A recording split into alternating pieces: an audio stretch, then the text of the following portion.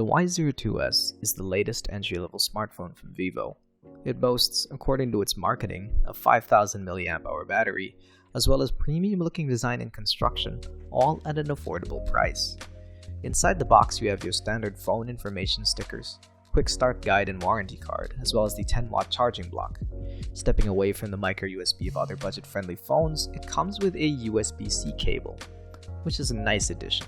Of course, you have your SIM puller, and it's worth noting that the Y02s doesn't come with any kind of earphones, but at this price, that's really more of the norm.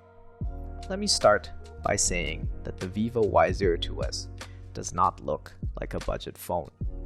Everything about it, from the phone's boxy shape, which it borrowed from the designs of more premium phones, to its largely flat side bezels, which they advertise as the 2.5D bezels. It has this sort of soft touch and glossy and velvety material on the back. It screams premium. This isn't going to be a fingerprint magnet at all. So if we're looking around at the edges and the bevels of the phone, we're going to find that you have the volume rocker and the power button on the right hand side, a single bottom firing speaker next to the USB-C charging port, the mic hole, and the 3.5mm audio jack.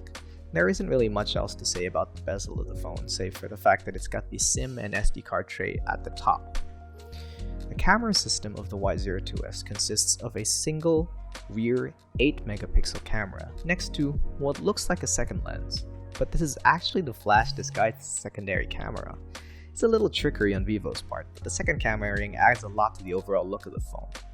It's a bit light in the hand, weighing in at a little under 200 grams, but the Y02s feels sturdily built and it doesn't have any noticeable creaks during operation. The Y02s has a 6.51-inch 720p IPS display. It has decent enough viewing angles and it gets bright enough for usage both indoors and outdoors, save for under direct sunlight maybe. But I find that the colors are a bit washed out, making vibrance and saturation a bit of an issue, especially when it comes to watching videos. The Y02s comes pre-installed with Android 12 and FunTouch OS 12 overlay. A surprising addition, as other phones at this price tend to run some version of Android 11 or older. FunTouch OS 12 is a pretty clean and customizable overlay, and it's an overlay that I prefer over others in the Southeast Asian market. It does, however, have the same pitfall in that it comes with a pretty sizable amount of bloatware, some of which can't be disabled or uninstalled. The Vivo Y02s comes with the MediaTek Helio P35, with variants having 2 or 3 gigs of RAM and 32 or 64 gigs of internal storage, which is expandable up to 256 gig through a micro SD card. The model I tested was the 3 gig RAM variant.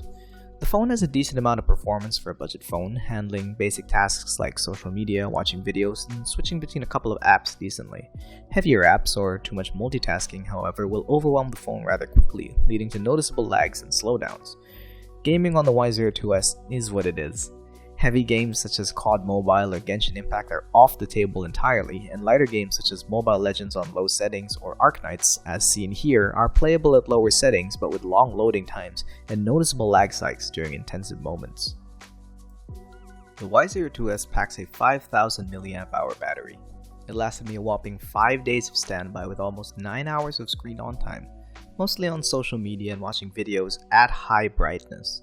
It's worth noting that while the phone has a pretty sizable battery life, it does take a considerable amount of time, almost 3 hours from near empty to reach full charge using its stock charging brick.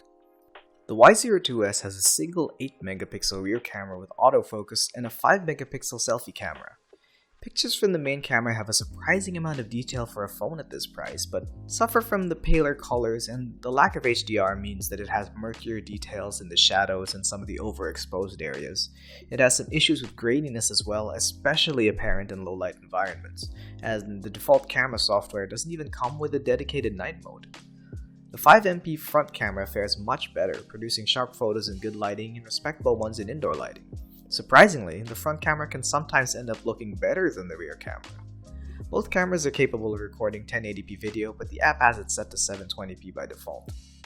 Overall, the Vivo Y02s is a heavy hitter in the battery and the design departments. It punches well above its weight and price class in that regard, and it does, unfortunately, however, fall short on the performance aspect. If you're in the market for an affordable phone that'll get social media and selfies done for you, this may be it. Just don't expect too much more outside of that. This has been Tribdino for Malaya Business Insight.